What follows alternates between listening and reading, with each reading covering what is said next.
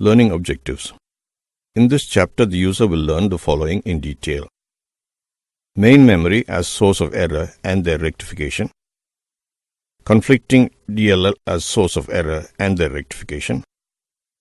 Unknown interface as source of error and their rectification. What is DLL? Dynamic Link Library, DLL, is Microsoft's implementation of the shared library concept. A DLL file contains code and data that can be used by multiple programs at the same time, hence it promotes code reuse and modularization. DLLs, dynamic link libraries, are small files that are part of the operating system of your computer. Every DLL obviously has its own job to do, but the common feature of them all is that they provide one function to several programs and operations that are part of the operating system itself. So instead of 5 or 10 programs all having a file within them that does the same job for each, you have one DLL as a separate standalone file that all of the 5 or 10 programs will call up as and when needed. Dynamic linking is a mechanism that links applications to libraries at runtime. The libraries remain in their own files and are not copied into the executable files of the applications. DLLs link to an application when the application is run, rather than when it is created. DLLs may contain links to other DLLs. Many times DLLs are placed in files with different extensions such as .exe, .drv, or .dll. Advantages of DLL. DLL files don't get loaded into the RAM together with the main program. They do not occupy space unless required. When a DLL file is needed, it is loaded and run. For example, as long as a user of Microsoft Word is editing a document, the printer DLL file is not required in RAM. If the user decides to print the document, then the Word application causes the printer DLL file to be loaded and run. DLL helps promote developing modular programs. It helps to develop large programs that require multiple language versions or a program that requires modular architecture. An example of a modular program is an accounting program having many modules that can be dynamically loaded at runtime. Easy to deploy and install. When a function within a DLL needs an update or a fix, the deployment and installation of the DLL does not require the program to be relinked with the DLL. Additionally, if multiple programs use the same DLL, then all of them get benefited from the update or fix. If you use a third-party DLL that is regularly updated or fixed. Applications and DLLs can link to other DLLs automatically if the DLL linkage is specified in the import section of the module definition file as part of the compile. Else, you can explicitly load them using the Windows Load Library function. Important DLL files for programming. COM DLG32.dll controls the dialog boxes. GD132.dll contains numerous functions for drawing graphics, displaying text, and managing fonts. Kernel32.dll contains hundreds of functions for the management of memory and various processes. User32.dll contains numerous user interface functions involved in the creation of program windows and their interactions with each other. Types of DLLs. Load time dynamic linking. Runtime dynamic linking. Load time dynamic linking. An application makes explicit calls to the exported DLL functions like local functions. To use load time dynamic linking, provide a header, .h file, and an import library, .lib file, when you compile and link the application. The linker will provide the system with the information that is required to load the DLL and resolve the exported DLL function locations at load time. Runtime dynamic linking. In runtime dynamic linking, an application calls either the load library function or the load library AX function to load the DLL at runtime. After the DLL is successfully loaded, use the getProcAddress function to obtain the address of the exported DLL function that you want to call. When you use a runtime dynamic linking, you do not need an import library file. The following list describes the application criteria for choosing between load time dynamic linking and runtime dynamic linking. If the initial startup performance of the application is important, then use runtime dynamic linking. 1. In load time dynamic linking, the exported DLL functions are like local functions. It helps you call these functions easily. 2. Application logic. In runtime dynamic linking, an application branch to load different modules as required. This is important when you develop multiple language versions. Running conflicting DLLs simultaneously. The solutions here consist of having different copies of the same DLLs for each application, both on disk and in memory. An easy manual solution to conflicts was placing the different versions of the problem DLL into the application folders rather than on a common system-wide folder. This works in general as long as the application is 32-bit or 64-bit and that the DLS does not use shared memory. In the case of 16-bit applications, the two applications cannot be executed simultaneously on a 16-bit platform or on the same 16-bit virtual machine under a 32-bit operating system. OLE prevented this before Windows 98 SE 2000 because earlier versions of Windows had a single registry of COM objects for all applications. Windows 98 SE 2000 introduced a solution called side-by-side assembly, which loads separate copies of DLLs for each application that requires them and thus allows applications that require conflicting DLLs to run simultaneously. This approach eliminates conflicts by allowing applications to load unique versions of a module into their address space while preserving the primary benefit of sharing DLLs between applications, reducing memory use by using memory mapping technique to share common code between different processes that do still use the same module. DLLs using shared data between multiple processes cannot take this approach. One negative side effect is that the orphaned instances of DLLs may not be updated during automated processes. Errors related with main memory. How to check main memory RAM errors and how to fix it. The physical memory, also known as RAM, random access memory, is one of the most important components of a computer system as it stores data for running application as well as transitional data from one component to the other. RAM errors may be caused by several factors. Improper configuration in BIOS is probably the most common source of RAM errors. A bugged BIOS or operating system can also be a cause as well as physical flaws in the chips themselves. If you experience one of the following symptoms, you should consider checking your RAM for errors. Blue screens of death, black screens, unexpected system restarts, unexpected system shutdowns, slow computer and/or system startup, weird sounds coming from the computer case. For example, Windows Vista and Windows 7 have an inbuilt in-memory diagnostic tool. It is mostly tuned to find physical flaws in memory chips and very rarely manages to detect logical flaws such as improper configuration or poor BIOS management. To use this tool, 1. Press the Start button in the Search Programs and Files, Write Memory Diagnostic tool. 2. The result of that search returns is the Window Memory Diagnostic tool.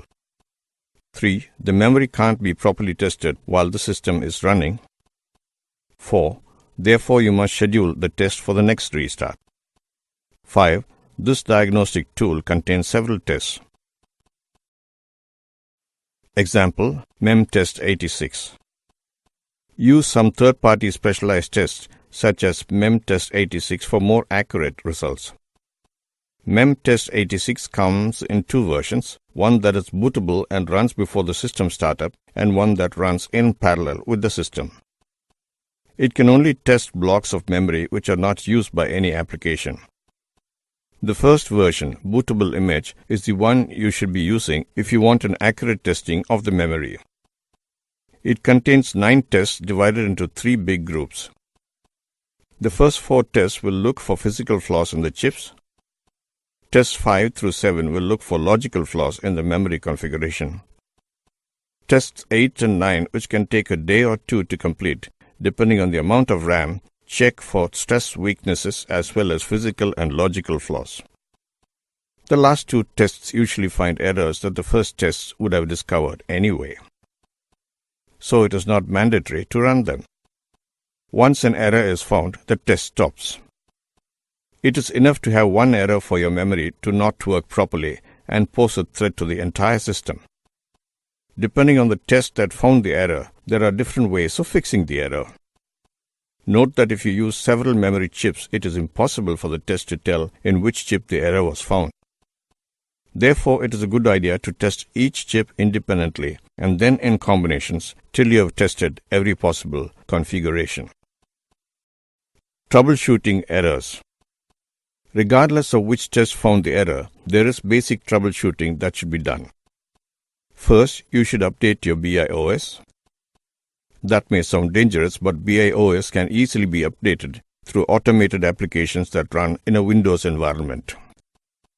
These applications can be found on the website of the motherboard manufacturer or on the CD that came with your motherboard. After the BIOS is updated, you need to enter the BIOS setup and manually set the RAM timings, frequency, and voltage to their appropriate values. You can find these values on the chip manufacturer website or on the documentation that came with the chips. Once you've done these two steps, run the test again. If errors are still found, regardless of test, you need to replace the chips. Example: Parasoft. Parasoft Insure++ identifies difficult-to-track programming and memory access errors such as memory corruption, memory leaks, access outside of array bounds, invalid pointers, and more to ensure the integrity of memory usage. It performs runtime error detection during application testing, for example, as manual, scripted, or automated system-level tests are performed, or while it executes unit tests. As the application executes, we analyze it, then report errors that actually occurred during execution. The coverage of these tests can be tracked and reported. Categories of defects detected include crashes, database, exceptions, functional errors, file I/O, GUI, memory, network, optimization, portability, security, servlets, threads and synchronization. Lightweight error detection for embedded. Since the instrumentation used to perform runtime error detection is lightweight, it is suitable for running on the target board, simulator, or host for embedded testing. This helps embedded teams automatically identify serious runtime defects such as memory leaks, null pointers, uninitialized memory, and buffer overflows. The collected problems are presented directly in the developer's IDE with the details required to understand and fix the problem, including memory block size, array index, allocation, deallocation stack, trace, etc. Work with web, cloud, SOA applications. For web, cloud, and SOA applications, Parasoft can perform runtime error detection as it runs your automated functional tests or penetration tests. Each reported error is correlated with the functional test that was being run when the error was detected. This allows you to trace each reported error to particular use cases against your application. Beyond runtime error detection. Runtime error detection is a critical component of a comprehensive quality process. The most effective quality processes involve a combination of test and analysis practices embedded throughout the SDLC. Parasoft runtime error detection is fully integrated with a broad range of complementary capabilities, including peer review, unit testing, end-to-end functional and load testing, and service virtualization. For organizations ready to take the next step towards ensuring that quality software is produced consistently and efficiently, Parasoft Development Testing Platform integrates policy-driven project management with Parasoft Test automated defect prevention and end-to-end QA testing.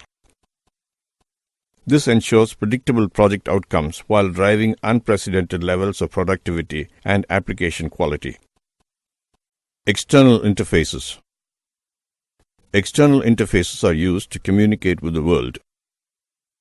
These include devices, actuators, sensors, input terminals, printers, and communication lines. The primary design criterion for an interface with the outside world should be robustness. All external interfaces, human or machine, should employ a protocol. The protocol may be wrong or incorrectly implemented. External interface bugs are invalid timing or sequence assumptions related to external signals, misunderstanding external input or output formats, insufficient tolerance to bad input data. Unknown interface errors. The unknown interface error message is the numerical data format of the error message generated. This is the normal error message format used by Microsoft Windows as well as other Windows-compatible software and device driver suppliers. This computer code is used by the vendor to identify the error code cost. The unknown interface.error message features a numeric value as well as a brief technical description. In some cases, the error code could have extra factors in unknown interface.data format. The further number and letter code will be the location of the memory locations in which the guidelines are filled at the time of the error. What causes unknown interface.error message?